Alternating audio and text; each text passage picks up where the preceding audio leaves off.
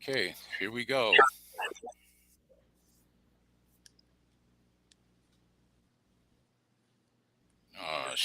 Shoot.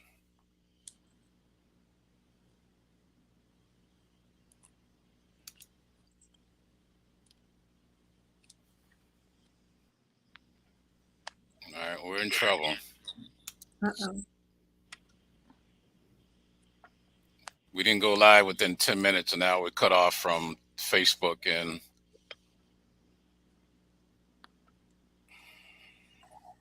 Can you restart it? yeah, but I'm gonna have to I have to reset everything again. Hold on. I'm gonna set it up for 12:15. Okay.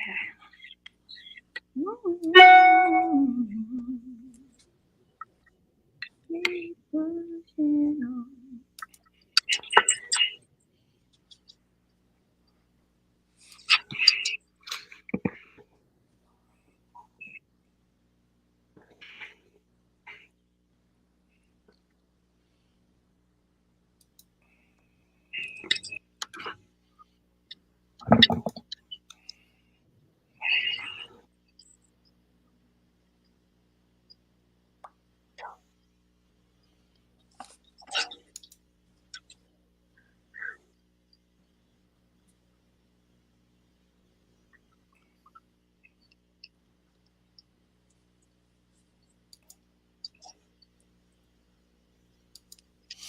Okay, because we're doing Facebook, we're doing YouTube, and also Twitch.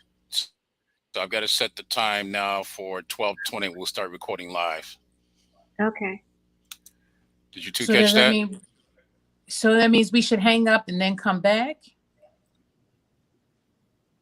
No. What I'm saying is because we went over 10 minutes, we had 10 minutes to get everything queued up to go live. But because we went over 10 minutes, we got canceled out on Facebook. Canceled us. Somebody's here viewing. Hi, viewer. Yeah, I know. How are you? That's not my concern at this point. Chee, that's Dr. Richardson, the lady I was telling you about. Okay. Hi, Dr. Richardson.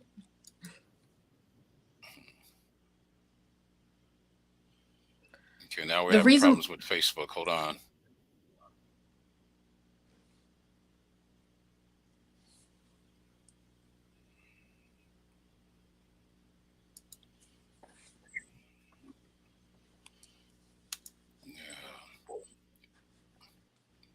Yeah, that echoing was a big problem.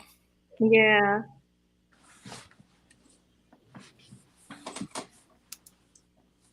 We never really had that problem before.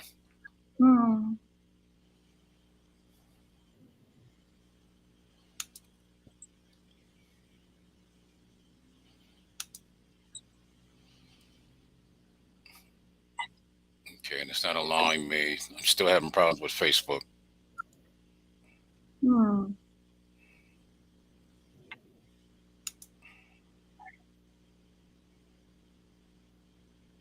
But I hear you guys fine though. I don't hear any echo or anything. No, that's good.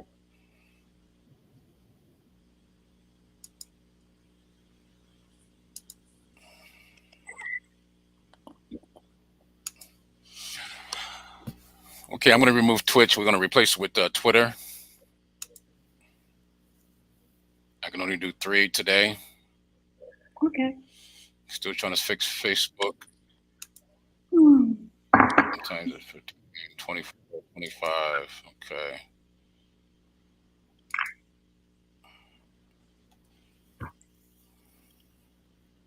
Come on, Facebook. Where you go? Come on, Facebook. Okay. Facebook does not want to give me it's not going to allow me to reset it. Oh. I don't know all the rules about Facebook and all that when you go live.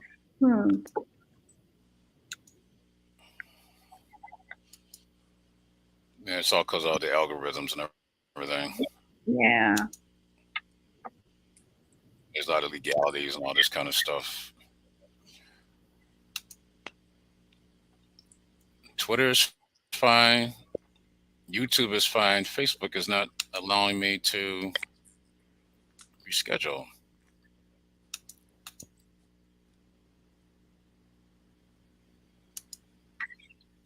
Okay. Facebook, what do you want us to do? Yeah.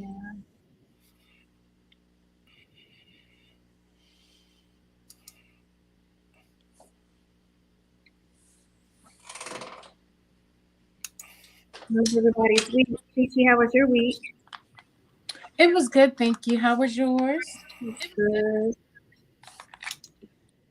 Very busy, but it was good. I did a few new cooking things. Well, I made some asparagus. I always put my asparagus in the oven and spreaded some Parmesan cheese on top after it came out. Sprinkled some lemon on it before it went in, and then some sea salt afterwards. Oh, that sounds good. And then my yellow squash, baby. Let me tell you something. Oof, I need to go buy me some more. I cut it up, like in little round pieces, and seasoned it, put it in a bowl, and put this orange ginger spice that I purchased, and seasoned it with that. But then I took some Italian dressing from Olive Garden. Olive Garden, the Olive Garden dressing, and poured that in the bowl and mixed it all up. Let it marinate for a little bit, and then I put it in a pan full of garlic and oil. And when I tell you, girlfriend, Oh, that sounds good. It was delicious. That sounds good. I didn't even have to add my onions to it. Usually, I said, I don't blame you. Sometimes you feel like you need something, but when it's just right the way you hit it. That thing was right. That thing was thinging, okay? That's the new thing I keep. That thing is thinging. That thing is thinging, honey. I saw that on the other day. It made me laugh so hard. Like, that thing is thinging. I'm like, okay. Okay. And what else did I fix? Oh, I fixed some sweet potatoes. I wanted to add the sweet potatoes to the squash because there's this restaurant that I've gone to where they chopped up the squash and added sweet potatoes to it. And when I first saw it, I was like, they're crazy. And they put mushrooms in it. I was like, that looks disgusting. But something was like, well, let me try it. Girl, that thing was some kind of good. So, but because I got a late start on the sweet potatoes, you can't just cook on the stove real quick, and then have a soft taste to them. So I just put them in the oven, but I put some brown sugar on top and some butter. That's all I gotta say. I cut them up in little pieces. It was delicious. Yeah. That sounds really good. I didn't do any cooking this week. I've been busy. I love cooking. Cooking is one of those things that I can just go into. It does the same thing for me as music does for me, right? Music, it takes me high. It gets me there. When I'm cooking, I'm in that element. I'm just like, ooh. Cooking. Yeah, I love cooking. Yeah. Long days. Okay, ladies. Yes, I had to reset everything. We are on actually on YouTube, on Twitch, and Twitter. Facebook would not allow me to reset. Anyway, we're live. So I'm going to say sorry for the inconvenience for everyone, but we gotta work things out. Technical issues. At the end, welcome to the Max Mobile Celebrity Podcast with our two queens, Chee and also Ushanda. I'm your host, AJ, and we're going to have our special guest is going to be joining us shortly, Miss Inaya Day. She's a vocalist. We're looking forward to having a great interview with her, and also just wanted to let you know too that now that I'm getting to this platform has changed since the last time that we've been here. And so we are going to be expanding onto 4 or 5 different social media streams, which is going to include right now we're on Twitter, we're on Twitch, we're on YouTube, we're going to be doing Instagram. So there's going to be about 5. We're going to be pretty broad out here in regards to social media streams. We're also going to be implementing a new segment at 1 o'clock. We're going to be setting up a segment. Now, today we're going to be ending our show at 1 p.m.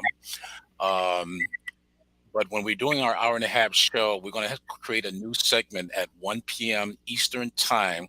It's going to be a Q&A session.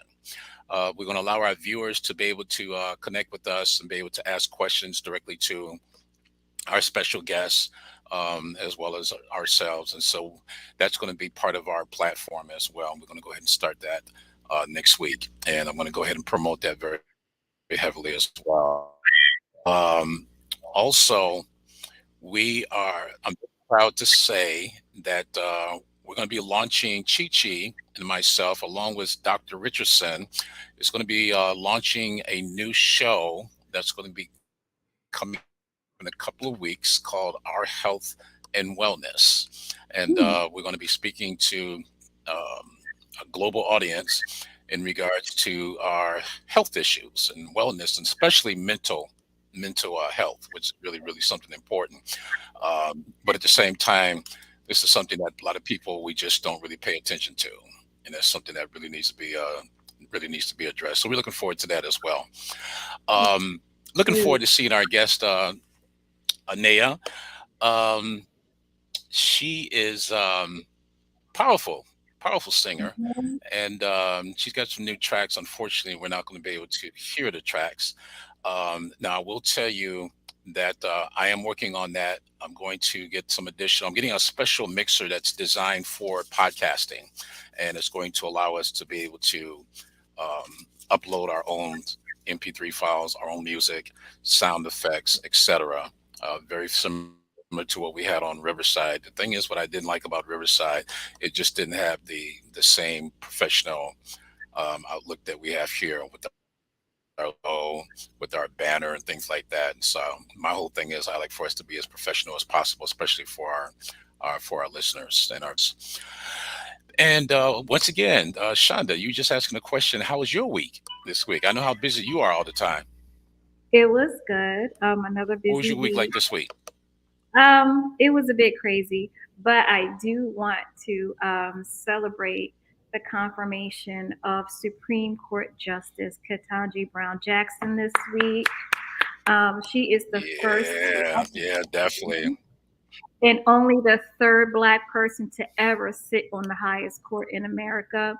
They grilled this woman like she was steak in those confirmation hearings. It was horrible, and the hate for her was so real. But her attitude, her composure, her honesty, her just unflappable nature shone through. And I just cannot be more proud to be a Black woman in America right now, because she is representing well. She represents Black women. She represents women. She just represents what America should be, to me anyway. So I just want to wholeheartedly throw my support behind her. And I'm just going to keep this woman in prayer, because the attacks on her person, on her mental, I couldn't even, I don't know how she sat there so patiently and took that crap that they were trying to serve her. But she is to be commended, saluted, applauded, and uplifted. So Justice Brown Jackson, she is the epitome of excellence. So let's just give her a shout out. And before we get to anything, this is huge. This is a moment that is going to be in history books. They're going to teach about this in schools where they should be. Anyway, this is important for the culture and important for America. I'm sorry if y'all hear my puppy crying. But I do. So I just wanted to first and foremost go into that. We talked a bit about Will Smith last week and his apology and the whole slap her in the world. But he is banned from the Academy for 10 years for his actions that night. I think it's fair, but I just want to be real clear that we should not be quote unquote canceling Will Smith in any way. He made a mistake. He apologized. Let's move on. Allegedly, he's checked into a rehab situation somewhere to get his mind right, and I think that's exactly where he should be. When you lash out like that, it's a clear sign of burnout and some, physical, mental exhaustion going on. So let's just try to be kind and exercise some empathy and grace. And I think we talked about it last week, Chee, where none of us have ever been without fault. We walk this planet. We make mistakes. Sometimes we may say some things and later realize I shouldn't have said that or I shouldn't have done that. The true accountability, and for me, standing in accountability, and it takes a lot of courage to admit publicly when you've done something wrong. People don't realize that. Pride goes away. And if you can stand up and say, you know what, let me own this, I was wrong, and I apologize wholeheartedly, and I'm going to fix myself so I don't make these mistakes again. That's all we can expect of a person. None of us are without fault. So keep doing what you're doing, Will. I got to applaud Chris Rock for not trying to drag it any further. I appreciate that he's just kept his mouth shut and not really said anything too much about it, not going back at it. It could be bigger than it already was. Like it's not big enough. But we got two pillars in the African American entertainment industry, well, in the industry as a whole. And I feel like there is so much room for growth. And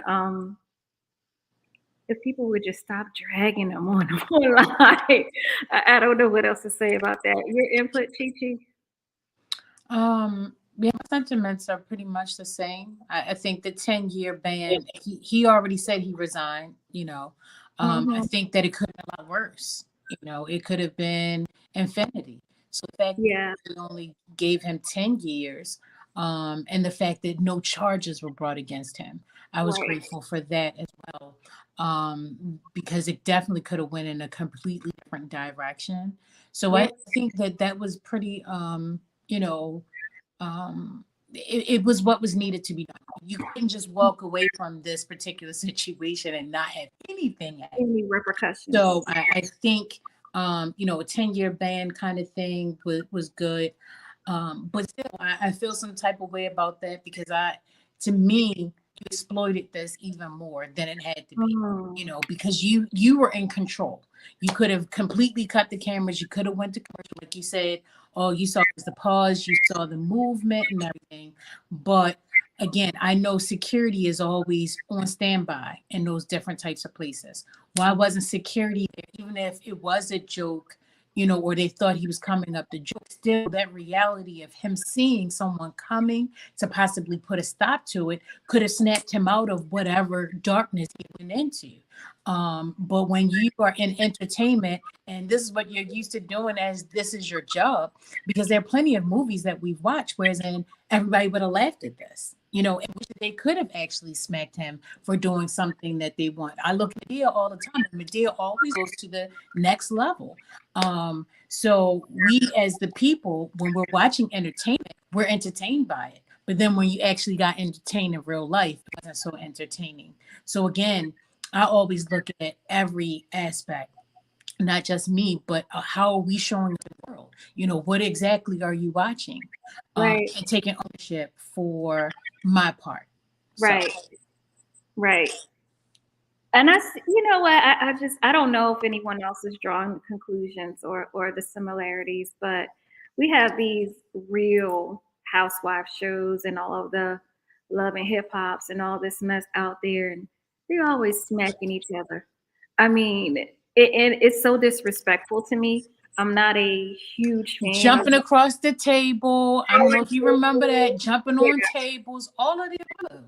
Right. Just flying off the hook. And I feel like that's kind of like the culture we're in. If you see a lot of these TikToks out here, people just losing their minds on planes and restaurants, feeling like they can just, throw smack, yell. And I feel like everybody just needs to take it down a piece and exercise some control over their own actions. It doesn't matter what somebody else is saying or doing to you. What you can control, like you said, Chee, is your response and how you act in that moment. And there's always room for you to say, you know what? I ain't even going to touch this, or I'm not going to respond. I'm pissed. But at the end of the day, so what, you got my chicken order wrong. You know what I mean? Like, I just saw something where the dude just like threw the whole daggone iced tea thing at Popeyes. And I'm like, over chicken. I think our guest is here, but you just brought up something. For me, last week, I was at Cold Stone and I ordered, the lady asked me, what's your order? I gave her my order. Then she tells me to come over here. What was your order? Okay, let me do it again. I want coffee, ice cream. I want the medium size, the like it. That's what I want. Let's start with that. Okay. So then she gave me a little scoop of the ice cream. Anyway, it just kept on building to the point that by the end, she still didn't do everything that I asked her to do. She gave me about this little bit of peanut butter, and you're paying $7.47. I said, you're only going to put one scoop of peanut butter in there? I said, I'm paying you $7.47 plus $8, and all you think is to give me a little teaspoon of peanut butter. Again, I went on and let her do all that. I told her I wanted whipped cream. You know what she asked me? Oh, you want to put top on it? I said, you know what? Don't ask me nothing else. I'm done. And I'm telling you, you never know what somebody is going through. And I don't even know what made me so upset at that very moment. I could see myself throwing that ice cream in her face at one point in time because, it was just like, are you doing your job? If I got to do my job the way that I do it, why aren't you doing it? Yep. Why aren't you showing up to do your job the way that you're supposed to do? But I have to have compassion and understand that these kids aren't being taught the way that we used to be taught. They don't have the same work ethics and the same kind of customer service kind of things that were taught growing up. So instead of me doing anything crazy, I just say, you know what? It must be it ain't meant for me to eat ice cream today. And I'm okay. You're good. I'd have been like, sweetie, you okay? Do you need to eat something? Is your blood sugar low? No, because then that opens up the door for her to come across and smack me. You understand? Because maybe something was wrong with her. So asking that, especially if I'm not coming from a sincere heart at that point in time, because I would not have been coming from a sincere heart. There you go. Okay. I get you. You have to be able to check your temperature first before you go inviting somebody into your space. Because if I open up and my temperature is too hot, I don't know how you're going to respond to that. And if you can sit back and you be like, well, I just asked how they were doing. Yeah, you may have asked how they were doing, but you came in hot with that ask. That plate wasn't lukewarm, baby. That plate was hot. When you dumped it in my lap and I dropped it, you're going to get mad at me because I dropped it. Well, you dropped the plate in my hand. That was too hot for me to handle. There you go. So I feel you on it 100%. But yeah, I just try to, again, that's when you're constantly looking at yourself and saying, what? Hi. Okay. Hi. Hey. Hello, Inaya. Hi, how are you? So how do you say it? Is it Inaya? We're always blessed to see another day. Yes. How do you say your name? Inaya. Okay. Yeah. It's a pretty name. How you doing, Inaya? Well, I'm great. Thank you. Where are you now? Are you in New York? Yes, I'm at home. Okay. You're in New York at home. Yes. Yes. I miss the city. I'm a Jersey girl. I think we before, didn't we? Have you been on with us before? I don't remember. It's Okay. possible. It might have been a long time ago. To the Max Mobile Celebrity Podcast. We are live with Miss Inaya Day, house vocalist extraordinaire. Her voice is killing it out here. I am a house Powerful. fan. I know it, right? And she's got those pipes like my girl Martha. So being in the house music, let me back up because I got some questions. Okay. How did you get started? Well, I'll go back to where I started. So of course, I started singing in church when I was a kid, and from that it segued into musical theater. So I'm doing musical theater abroad in Germany, and the co-director tells me that I should do a song with his friend. How people, "Oh, you should do a song with my niece," stuff like that. So I didn't pay him much attention. So he goes, "You should do a song with my friend," and I'm like, "Oh, okay." Meanwhile, he's telling his friend, "You should do a song with Inaya. She's wonderful," and he's going, "Yeah, yeah, okay."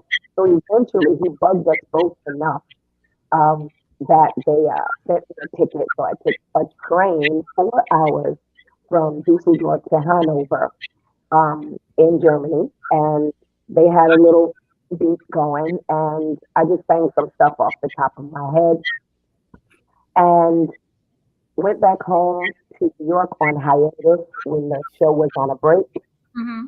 and I was listening to 98.7 Kiss at that time, and it said 98.7 Kiss, Master Kiss. And the next thing I hear is, "Keep pushing on, things are gonna," and I'm like, I heard that before, and I'm dancing and uh, vacuuming my carpet until it got to the point where it said, "Though the mountain sits too high and the valley low." I was like, "That's me." And I went and I told my mother, I was like, "Mom, I'm on the radio. I'm on the radio." He said, "Oh, Lord, let me call your aunt. Let me call Aunt Dot. Let me call." So, and then I said, "Wait a minute, I'm on the radio," because I thought I was just doing a demo. So song out and didn't tell me. And the song was hitting and I had no idea. So we got everything together and it blew up worldwide. And so I had to do a follow up. And that one blew up worldwide, Hold Your Head Up High. And then I did a third one with them. And that's called Horny. It was originally because of the horns in the song. Dun, dun, dun. And that blew up. It's on the South Park soundtrack. So I had to call my agent, my musical theater agent, and tell them that I didn't have time to do any shows and to stop sending me on auditions. And they actually burst into laughter because they were like, "No one ever said don't send us on auditions. They're always saying, why don't you send us out more?" So I had no time, and then I guess I just kind of fell into house music, and I'm still here 27 years later. House music is what's up. For a lot of people, they don't really get it, but it's a whole vibe. It's that's my college days. That's the stuff that you just start twitching like chair, and you just explained something very critical because there are so many vocalists that sing house music and you always see the name of the producer or the DJ, but you never see the name of the vocalist singing on the tracks on that. So tell me how you navigate in that world as a vocal house artist. Well, in the beginning, the first 3 songs that took me over the top didn't bear my name. But that wasn't because of the label. That was totally my choice. Because outside of doing musical theater, I was doing hip hop and R&B. I had an artist development deal with Epic Records with Sony.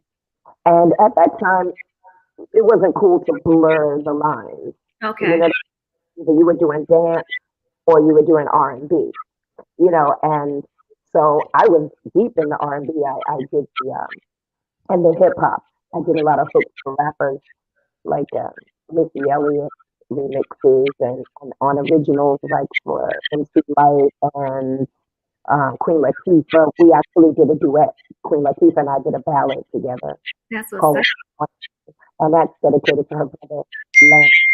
But yeah, I was deep in the hip hop and R&B, so I was like, don't use my name, don't use my name. So if it failed, it wouldn't be connected to me, and it wouldn't interfere with my artist development deal at Sony. Gotcha. So after those three, really, I constantly toured. I was never at home. And I'm like, okay, Lord, you want me to do house music. So after that, I started using my name. So I've never had a problem really uh, with having my name on being put on things because I've already had a team in place because I was in musical theater. I already had an agent. I already had a lawyer. So I had someone to advocate for me and to make sure I didn't fall into certain pits. Some of them you can't avoid. You know, you learn your lessons, but for the most part, I've been pretty well protected. That's what's up. That's good to hear. I know that I've heard horror stories, and you know, I was in the business a little tiny bit a while ago, so I know what that monster looks and Yes. sounds like, so to speak. So you doing a lot of touring, mostly in Europe or overseas, or have you really gotten to do a whole lot here in the U.S.? Well, actually, my highest grossing shows are here in the U.S. Oh, cool. I constantly tour Europe and Australia. Quite a few of my songs have crossed over to the pop charts in Australia. I have a platinum album there. I have a gold album from the UK. Well, I should say record because I've never really done an album, just EP. But yeah, I have to say America has been kind to me as has the rest of the world. I've been really blessed. That's what's up. I love it. I love it. I love hearing your experiences. So feeling. I know we can't listen to it, but you just wrote that and it's new out for you. Can you tell me what your experience was like creating that? Where did that come from? My good friend, like childhood friend, literally, Sing International. He is the producer who made all of Shaggy. Who? He's actually Shaggy, you know, Mr. Bombastic, Yeah. or Carolina. It wasn't me. All of that. That's all Sing International. Well, Sing International is the producer of Feelin' and the co-writer. So he had co-written his part, and then Natasha wrote a little part, and then he said, you know, I want you to come in here and check this out. Add your flavor to it. So I listened to it, and I finished writing the rest of the song. And we went in, we recorded it, and he held it for 13 years before he released it. So that's how long ago I actually recorded that song. 13 years ago? Yes, he wanted to make sure that he had control of the song because he believes that it's better than most and it's bigger than just being I would say, pigeonholed into one genre, you know. So he wants to make sure he has control over it. Right. And wanted to be able to seek sync licenses, which are licenses for sync the song with film and other media. So once he was out of his, which was current situation, once he was free of that and created his own label and his own, you know, musical production situation, then he released it, and that was 13 years later.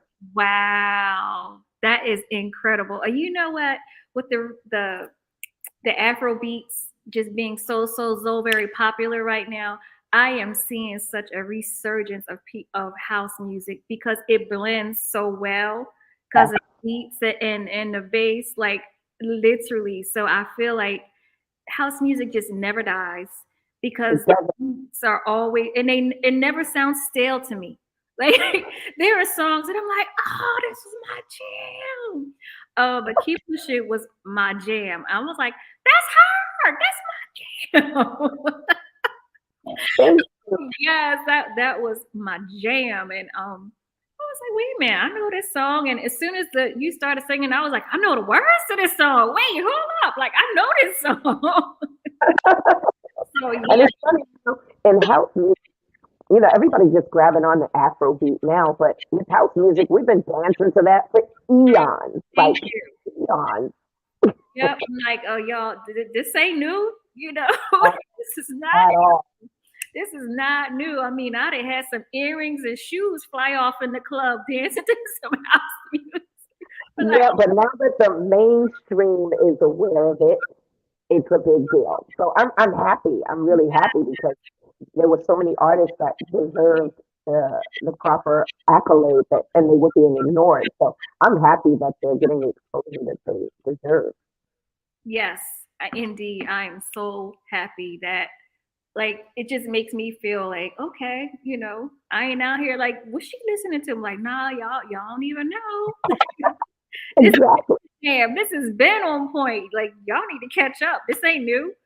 Everything old is new again. Even, the sounds that Bruno Mars and Anderson .Paak are creating, which we love. I mean, they just redid Love's Train, AJ. Yeah. They, so they're bringing back that old school soul flavor, which we so need. I mean, I'm all for the real vocals, the real singing, the real musicianship. And girl, you just keep on pushing, keep pushing on. Out for my gig. That's all. My job. No, girl. That's all you. I'm in here jamming to the song Feeling. That's the jam, right? Listen, that thing right there is singing, okay? I'm like, yes, I can feel it. I love it. I'm a person that used to do Zumba. So like, I try to incorporate that in my exercise. So this music right here is something that just gets me excited. Like I get all warm and fuzzy inside. I'm like, I just had to let you know that. Well, I'm glad it's doing its job. Yes. There's nothing wrong with feel good music and hearing your sound that's sultry. I can hear, that girl voice in it because it's so strong and how it blends in with the beat and the music. It's thinging. So thank you for that. I want to know, what kind of church did you grow up in? I've been in the same church all my life, and that is the Mount Sinai Baptist Church in Brooklyn on Gates Avenue. My mother has been a member of that church for over 70 years. So my whole family comes up out of that church, and I'm still there if I'm not traveling or, gigging a lot the night before. I'm usually in church on Sunday morning. Amen. Look at you. That is awesome. And I'm sure that the church, they just welcome you. With the fact that you even have the humility to still come back and understand that this is your family. It's not a church. It's more of your family. You have grown with it throughout the years. Your family has grown with it. We see that in the community nowadays. People do a lot of church hopping. So that's really good to hear that your mom has been in the church for how many years did you say? She's been in that same church for over 70 years.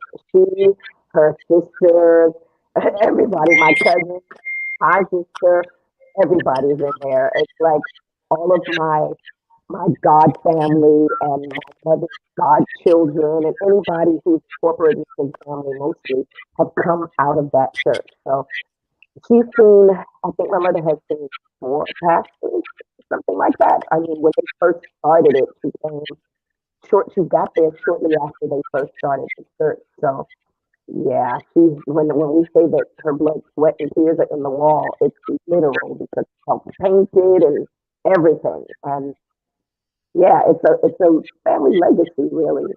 Everybody goes there or comes through there at some point. Awesome. So did you sing like solos while you were in church, or do you still sing solos? That's it. I still do.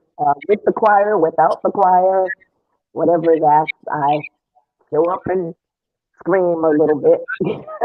It's home. We're gonna let her bless us. Yeah, Bless us, child. definitely. You know, that's how they do. They, you know, you show up at church, you like, okay, well, I wasn't expecting it, but we just want to, you know, have her come on up and share a little bit with us. So, what is your favorite go-to song when you're in church? Great is thy faithfulness or high place. Great is thy faithfulness or high place. Yeah. You're gonna have to take us there one day. I'm telling you, I would love. I know. I'm imagining it and getting goosebumps. Okay, just based off of hearing your voice in a different setting and taking that to straight gospel.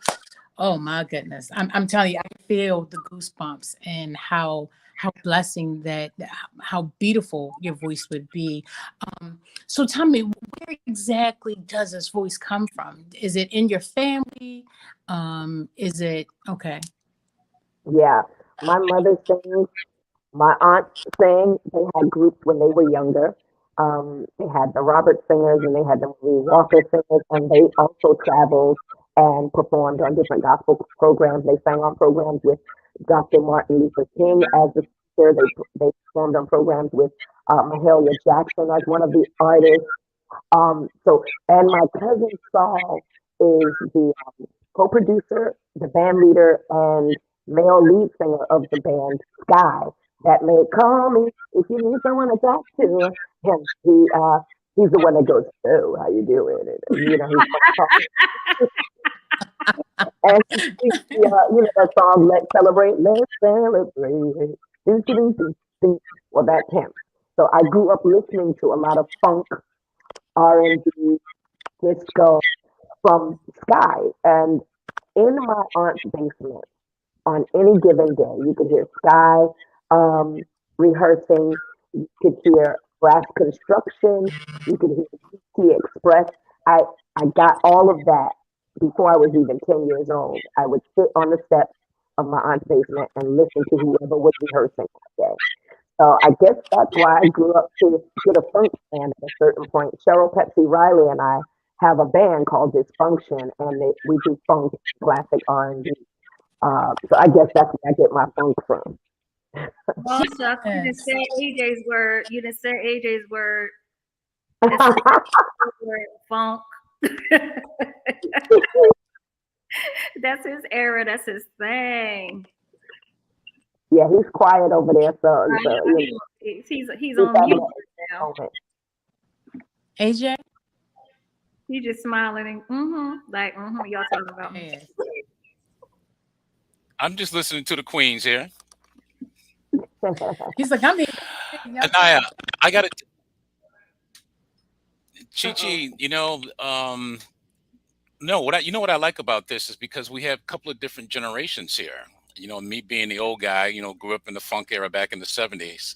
And that's why I'm able to really relate to what Bruno Mars is doing, because it's really good strategy. Because what he's doing is he's taking the old school funk and R&B, and what I like about it is that he's using real vocals. He's not using software. He's using real instruments, real vocalists, and that's really what music is all about. And I think what has happened, especially with this era today, and don't get me wrong, I think, you know, software is okay, but when you get to the point where you're replacing instruments with software, it makes a difference to me, because you're losing that human factor. And so I want to ask you, Inaya, being that you come from the church area, well, how do you feel about today's music? Well, how do I feel about today's music? Some of it is catchy, and some of it I like to sing along to. But I am biased to real instruments and real vocalists, because that's what I came from, and that's what, I mean, if it ain't real, it ain't right to me. So if you're someone who can talk, like say, "I love you, baby, I love you, baby," they sample it and then it comes out, "I love you, baby, I love you, baby." I don't like that at all.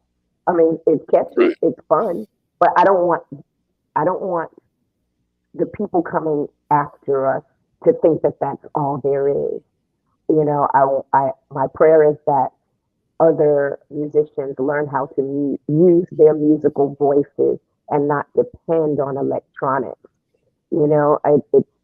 It's a gratifying feeling to do something that came from you, that you learned, and a skill that you honed, and then you do it for real. When they take the electronics away, all the power goes out and your mic is dead. You can stand there with your arms out and still sing that song and get a standing ovation.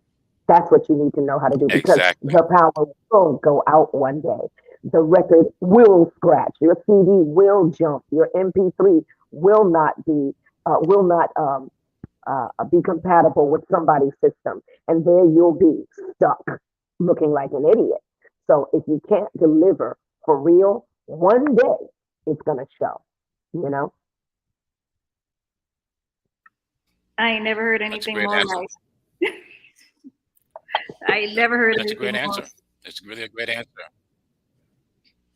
Shana, we talk about that all the time, and don't get me wrong, there's great artists in every era. In every era, there's always going to be some great artists. But I think that what's happening, we're getting away from the natural element of what music is all about, because music is it's part of everyone's soul. And I like to listen to natural instruments. I like to listen to the breathing of a sax player, or, anybody that plays horn. And there's just certain things you can't replace with software. And don't get me wrong, it's the software has made things easier as far as in the studio and things like that. But to be honest with you, I'm still old fashioned about having the big mixing board and having our rack system with everything everything there. And now today they're using a mouse instead of using knobs and sliders and stuff like that. I still like that physical feel, being able to make all those adjustments and things like that. So, and I got to tell you, Inaya, you're very powerful, and some of the best singers in the world have all come from that gospel background. And quite honestly, that gospel has been the base of R&B, um, blues music. Gospel has been the base of a lot of as far as our culture. And as I mentioned, what I like about what you're doing is your voice is very powerful, and your music is timeless. You have Mm-hmm. great. Your music is awesome. Thank you. I appreciate that. I just want to say, I heard the gospel piece in there, but way before there was a name of gospel was always spirit. And those who have a spiritual guidance, that allow that spirit to lead them, those are the ones that can take you to to a whole nother place, that outside of just someone who is singing. And when we talk about, like, going back to instruments and things of that nature, I've been in live performances where the band wants to outplay the singer. It's like boom, boom, boom, boom, boom, boom. So you have that aspect of things. And the same thing, even when you're on the mixing board, something now is just like, okay, you have to allow the singer's voice to be able to harmonize with whatever instrument there is coming, whether it be tech, or whether it be the live instrument. But when you don't allow that harmony to come in, that's when you have the fight going, and it's no longer an orchestra, it's a competition, so to speak. And like I said, just listening to your music, I hear that harmony just going in, and you being a powerful singer, you stand against the band. You could tell, hey, hello. Your voice allows it to actually come out because it's strong, and it comes from the spirit. Yeah, it's a blessing though. Speaking of when a band overpowers a singer, it can happen live a lot. And part of being a vocal artist is knowing how to control the band, because you're in front. Everyone's looking at you. They're not going to say, that band that played for Inaya, they were kind of loud. They were kind of whack. They're going to say, Inaya was whack. I couldn't even hear her. They don't understand that it's Mm-hmm. of sound engineering and all these things help to show work. So a vocal artist should know how to direct their band, how to make them break down, tell them when to stop. Those things are important. A lot of singers don't know how to do that. They don't know the hand signals. They don't know how to make it happen with their bodies, or just look at them to be able to tell them to direct them. Because a lot of people need direction because they're caught up in what they're doing. Yep. If they're playing a cool keyboard riff, they're gonna want to keep hearing it, and then the rest of the band is gonna be like, yeah, and it becomes a whole jam over you. You be like, Artists are the same way. They want to hear the track they created. So the track is banging, and your voice is going, you just buried in it. Yeah. So a lot of artists need to know that they can. Many artists should know. All artists need to know that they can tell the producer, that sounds great, but the track is battling my vocal. Can you bring your track down some? You don't have to take what they give you. And a lot of singers get lost in that. They get lost. They're usurped by all of the production, and you can barely hear what they're saying. So hopefully, more of us will speak up and not let that happen. At least have a breakdown during the verses.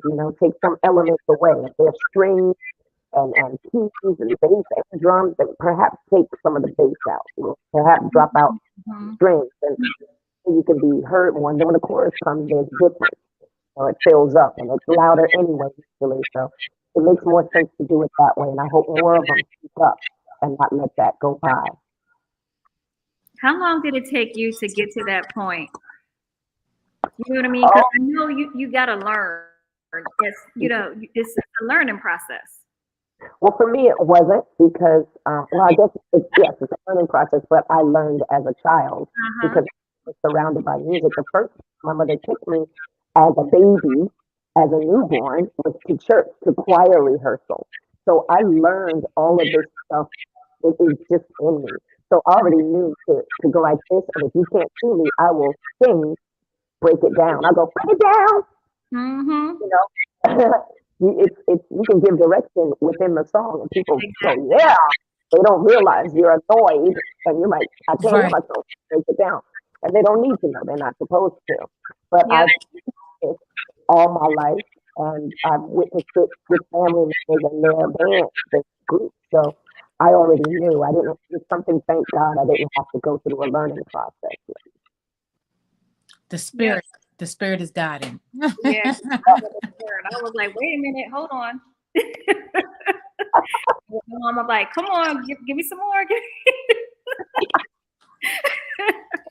But I learned some of that too, playing instruments, because when you are playing as well, you have to watch your band instructor, and they do give, hand signals, so you learn all that. I'm just curious because I know AJ, I'm about to put him on his pedestal, his bandstand again.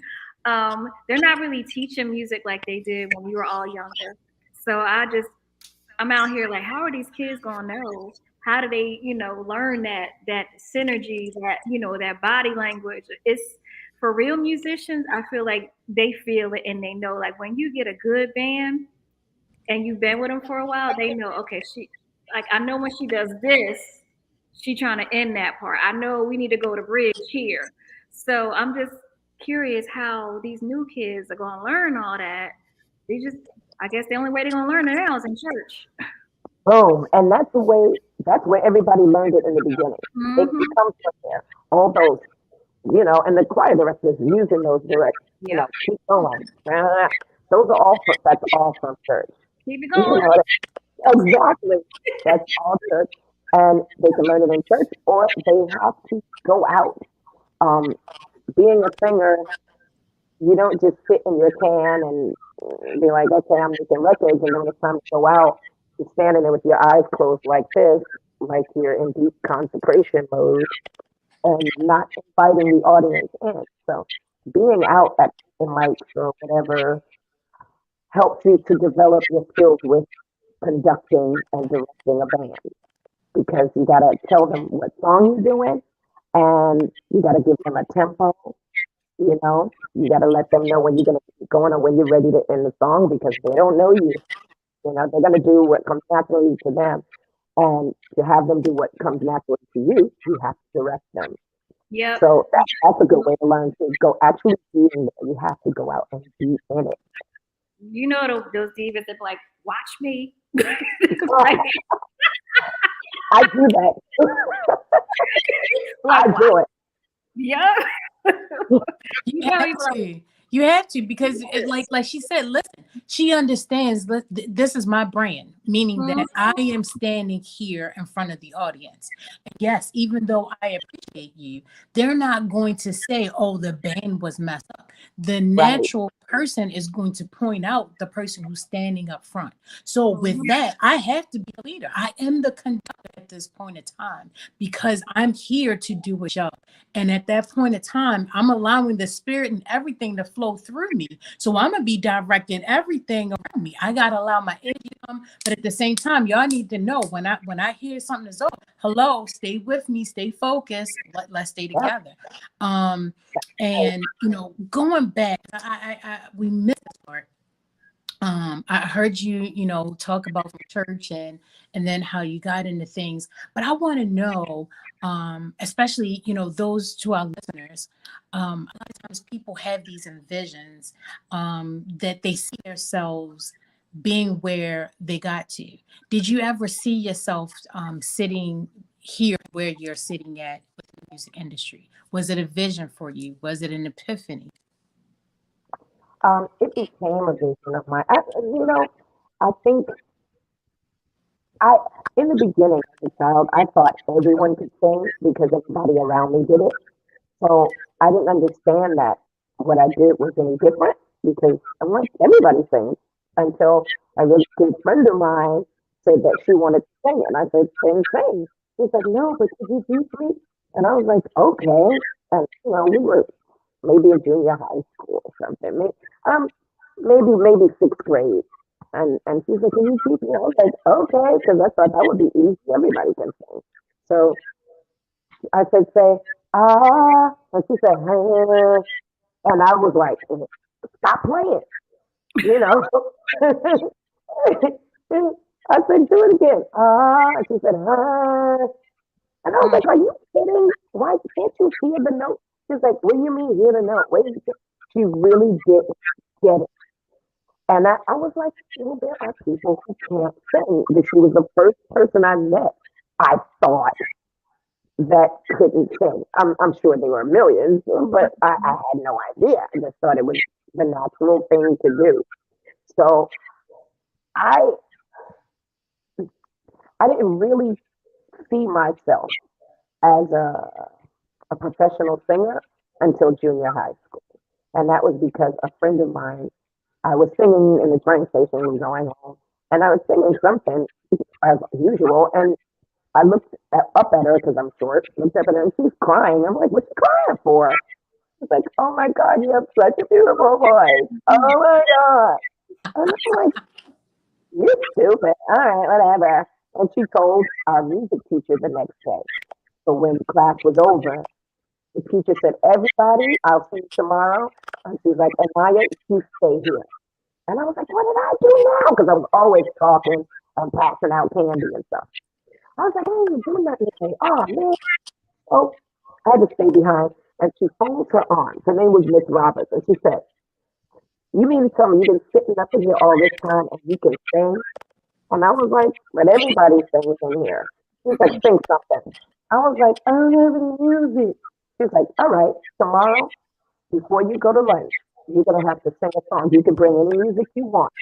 I was like, okay. So here I am, because of Saul Roberts of Sky, there with Sal Soul.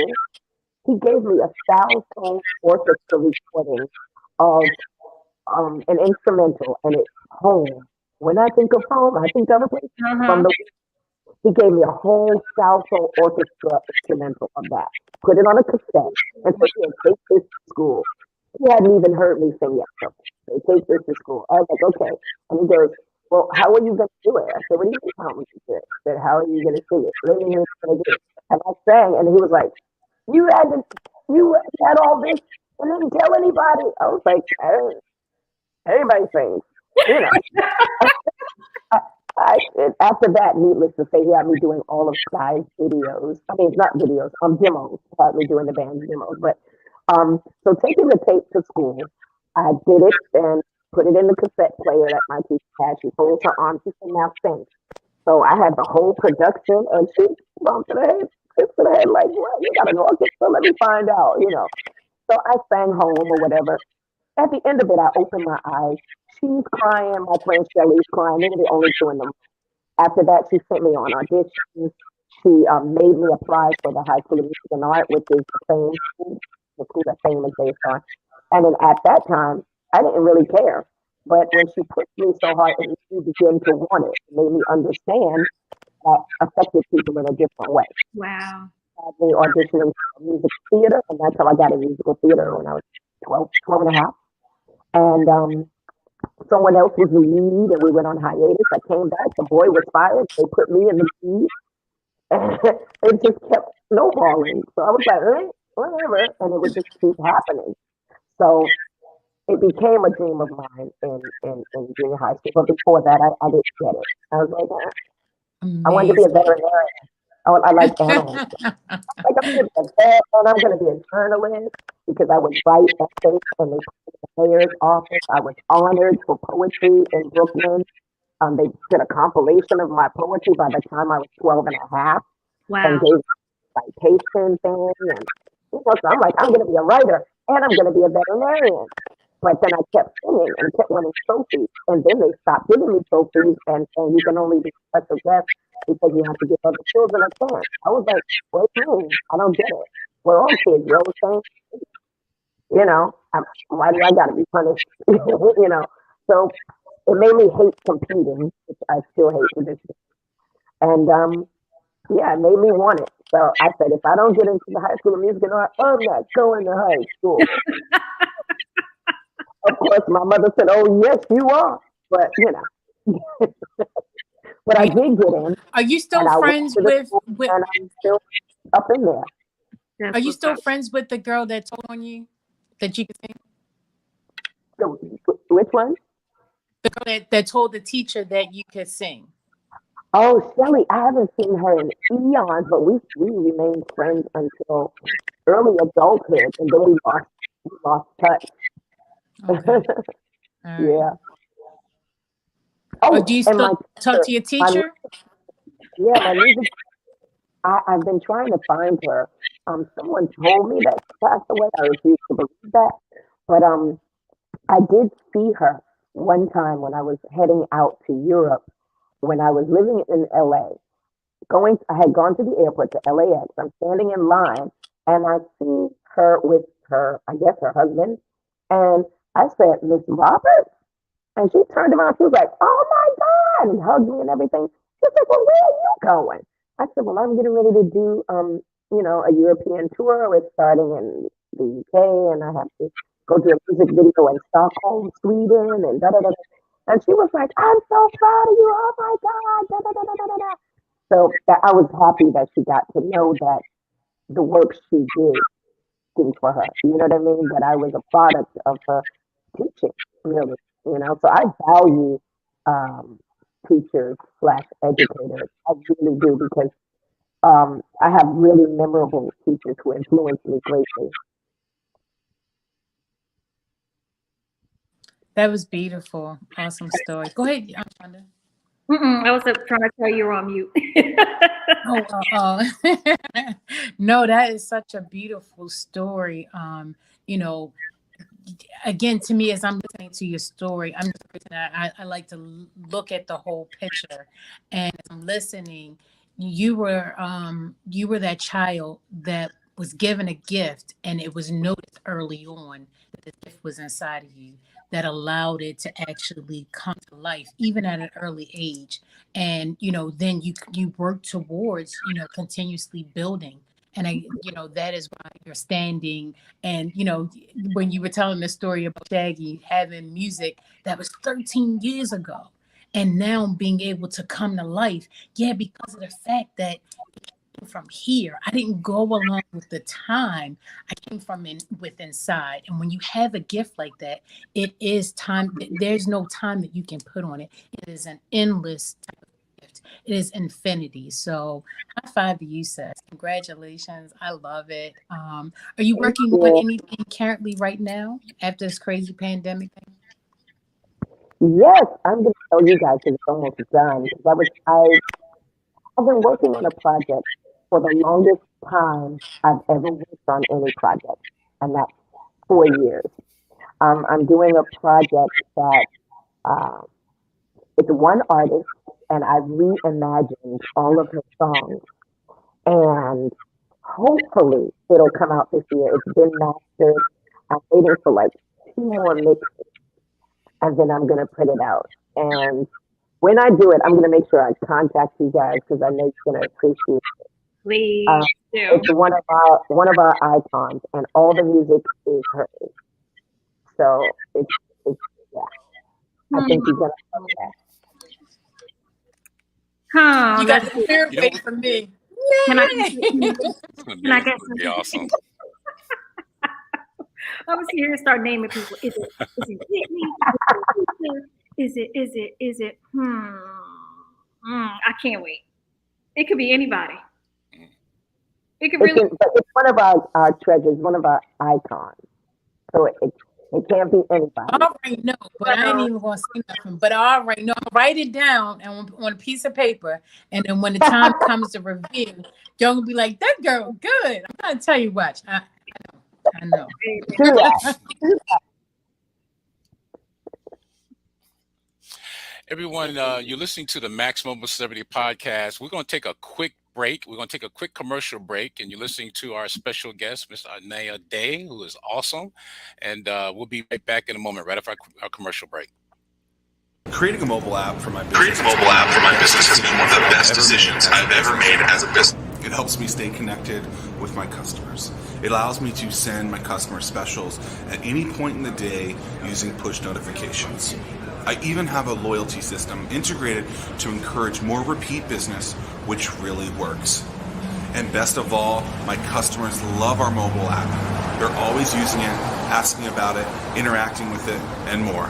Developing a mobile app has been one of the most cost-effective ways for our business to grow, connect with new customers, and encourage existing customers to come in more. It's really paid off. To top it off, developing the app was extremely inexpensive and has shown a very high return on investment when considering the amount of new business we've generated from our business app.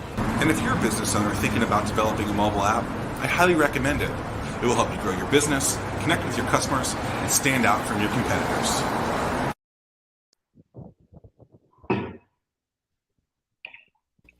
Welcome back, everyone.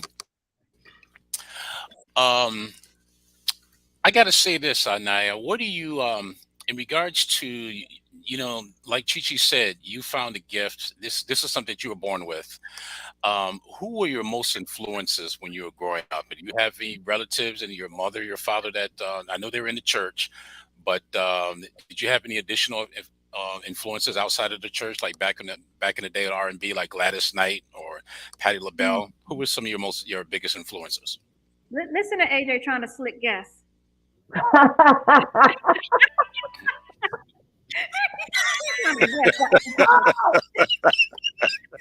know what? That was a good way to do it, but it's a good way to do it. But this person was not an early influence of mine, actually. So I won't give anything away. So my sister used to play a lot of Shaka Khan, Rufus and Shaka Khan, and so Shaka Khan for sure. And gospel was always in my house. So Clark sisters, Vanessa Bell Armstrong back in the day, Walter Hawkins. That, I loved Tremaine's soaring soprano, and I also loved Yvette Flunder's thick and healthy and hefty, well-rounded alto. So I did all of those. That's why I think when I'm in the choir, they go, Inaya, we need you in the soprano section. Can you go over there? And I go, okay. Like wherever they need me, I can go because I'm used to imitating so many different artists. And my mother calls me a minor bird because she says I can imitate anybody. So I used to imitate Michael Jackson. I would stand on a chair and take my sister's hairbrush, and she had a big mirror, and I would stand in the chair and sing Michael Jackson songs, stuff like that, and I love him to this day. I sing a lot of his material with the other band I do that does covers 45 Right, and yeah, I would say the main ones are Shaka Khan, Ella Fitzgerald, um, Jocelyn Brown, and Clark Sisters. Oh, Yeah. the Clark Sisters. That's some Yeah. heavy vocals. Yeah, and through Jocelyn Brown, I learned she is a total expert at doing a gritty, strong vocal and then going to a soft rave right after. And that's not easy to do, to go from a squall to a soft tone. You know what I mean? In one phrase. It's a lot of people have trouble coming when you hear the and you worry, you go, how is she going to come down? Yep. But Jocelyn Brown never fails. She's like, Yep. real easy. So I learned that from listening to her. And we wound up doing a duet together. We have a song called Move of the Spirit. She said, I want to do something spiritual, you know. And I want that fella over there in Chicago to produce it. I'm like, Terry Hunter? She was like, yeah, that's him. Terry Hunter is the one who produced It's Your World. Jennifer Hudson, It's Your World. He produced that song. You know that song that she did with He Who Shall Not Be Named, whose last name is Kelly? That song, It's Your World. Da, da, da. Well, he produced that, and he also produced my duet with Jocelyn Brown. Okay. I like that song. Jocelyn Brown, somebody else's guy. That's her, right? That's it. I'm like, I know her. Yes, yes. She's got that Rap. She can squall. Yeah. Yeah. She's a Lolita Holloway. Rest her soul.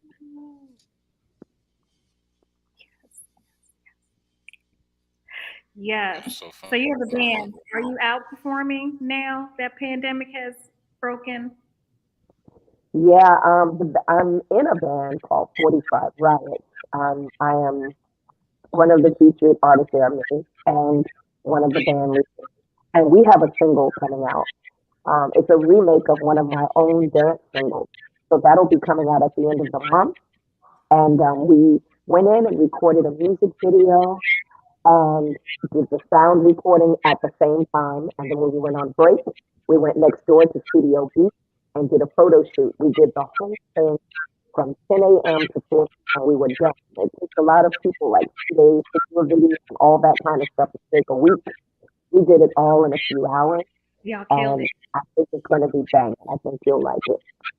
I'm pretty sure it's going to be banging because if you got your vocals on it, it's going to be. I'm sorry, I had to get my co-host here because he was not happy. He was cutting up. Stop it. Cutting up. Oh, God. I can't. Inaya, I wanted to tell you this. The three queens here on the show, but I wanted to let you know, Inaya, that Chee as well as Ushanda are both vocalists. And so we got this is one of the reasons why I really like what we're doing here, because we can really relate to what it's like in regards to the entertainment. I have been in the music industry myself. Chee sings, Shonda sings, and matter of fact, Shonda is going to be actually going to be working with a new group that I'm producing called Chocolate Rock, and we're actually going to be musicians that are going to be performing Black rock music, and very similar to because we don't hear a lot of that, you know. And if you go back and listen to Mother's Finest. We've had some Mother's Finest, but then another group called Living Color. Living Color. We don't, and a lot of people don't know about them, and they were some awesome musicians. And so one of the things too is that we want to teach the world too that our culture is pretty much responsible for bringing all the music genres. You know, we even we created country western. We created rock music, and a lot of people don't know that. They don't realize at Things that all. are taught. And it's been, it's been in our culture for quite some time. Um, and so we want to let these kids know too. The reason why I promote a lot about in this show about musicianship is because personally, I think the government made a big mistake when they turned around and took the music programs out of the public schools, some years ago. And that was a huge mistake that they did, because they have to understand that music is actually part of who we are, and as you Chi always say, it's part of our spirit, because music is globally, even though we have different tones. And I as a child, I always thought it was so interesting, no matter what country that you listen to, or their music coming from different cultures. um Everyone has music, doesn't matter what culture you come from. But I was always wondering how music was so different, like music in China. Why was it so different compared to our music? We all have ears. I used to wonder, well, how do they hear it? How do they hear music compared to how we hear music? And I did a study on that for a while, because every single human being is vibrating on a certain frequency, just like a radio signal. And so these kids today, when I see these young kids today now that are picking up instruments and actually learning how to play, I praise that, because I think that is such an important aspect of us growing up. Because playing a musician, playing an instrument, or even singing, that's a part of your art, your artistry, as far as your brain. And I think that's all part of our development, if you really think about it. Because especially for our culture, we do everything in rhythm. We walk in rhythm. The way we dance, the way we talk, everything we do is in rhythm. And I think it's a Yep. very important part of who we are and our identification. And so I think that we need to reverse the situation and start putting the instruments back into these kids' hands and start learning for them to play. Because I'm telling you, you cannot take an instrument and convert it into a software and get that human feel and that human factor. Don't get me wrong. I like the technology, but you cannot replace a trumpet or a sax with software. You just can't. Amen. So Amen. that's been my opinion about that. How do you feel about that, Anaya? I feel the same way. That's exactly why I remade one of my songs with my band, because it's got fake orchestra in the original recording. So I'm like, oh, I need some real horns on this. So I got real horn section, real organ, a Hammond organ. Cedric Crystal is playing it. He plays for Maxwell and the other same people. He plays organ on it. We have keyboards, we have percussion, drums, an upright bass player is playing house music. Okay, killing. So we totally went real instrument on this one, when originally all electronic. So I think it's gonna make a heck of a classic. Hopefully, people like it, and That's a whole something real. No, wake up. He's snoring. Wake up.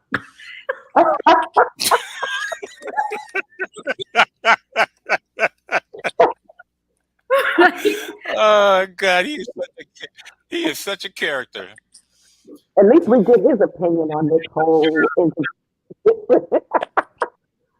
I was like, he gonna kill himself. He was in there like crashing into the door. I had to keep going on mute because I'm like, shut up. Oh my God. He's a mess. Look at him. He loves you. He loves you dearly.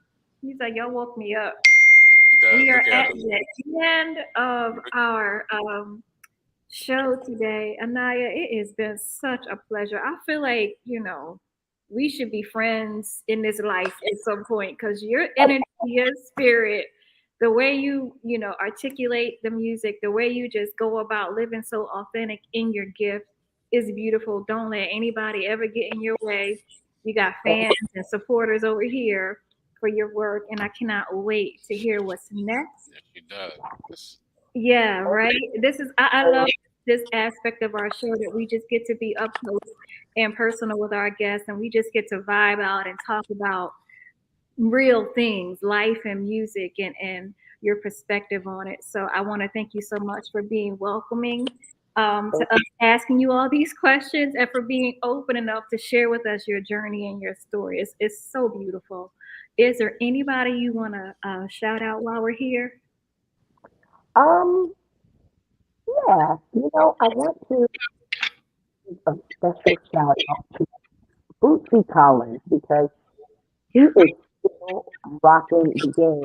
He showed a video of him with another Grammy um, that he got from Bruno Mars and Anderson .Paak from Silk Sonic. And for him to have been in the industry for so long and still, and he told me I used to be in Bootsy Rubber Band. I guess he would say that I still am. But haven't sang live with him in a long time. But he always said that he would try to get other artists like James Brown to incorporate the generation behind, And he's like, listen, he said, y'all got something to say, I want to be down with it. I ain't going to quit it. And he never did. And I want to give a special shout out to him for always, always encouraging me and being a light, because that's the career you want to have. That's longevity. That is what's up. That is what's up. AJ, Chee, y'all got shout outs? Well, listen, Inaya, I'm a fan. I'm giving you a shout out. I'm so grateful that I had the opportunity to meet you, to just be in your presence and be able to hear, your journey and where you're going in life. It is absolutely beautiful. And I'm so happy now I got your music, sis. I'm telling you, we're going to have a good time. Okay. Yeah.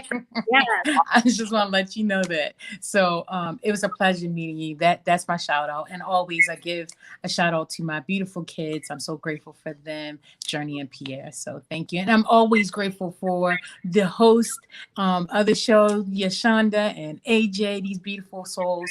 They're absolutely gorgeous. And thank you all to the listeners. God bless you. AJ. Yeah, I'm going to finish up and saying thank you, Inaya, for taking your time. And I know you had some difficulties coming in, but you're persistent, and you can see that in your music. And I want to thank you so much for being such a special guest. And also I want to give a special thanks to our viewers. And thank you, Gail, for tuning in today. Also, Dr. Faith Richardson. It was the first time on our show today as well. And so I want to give a quick shout out to all of our viewers. And I want to say thank you so much. And Chee, I don't know if you've seen this yet, but in the chat room, you just hooked up a fan today. I know, right? You have to go look in the chat, Chee. Yeah, yeah. Chee's got a new fan as well. We gotta stay focused. Yeah, I know. But anyway, Inaya, I want to ask you too. How can everybody download your music? How can everybody listen to your music? Please let everybody know that. Oh, I'm on Apple Music. I'm on Amazon. I'm on Beatport. I'm on TrackSource. Download. You can stream it from Pandora, Spotify, everywhere. Tidal. Yes. You want Tidal as well? Yes, indeed. Yes, definitely on Tidal. Anywhere you get music, you'll see me. Okay, that's awesome. Well, I'm going to say this is another great show, and thank you so much, everybody, for tuning in. And we will be back next week once again. And I just want everybody to have yourself a great weekend.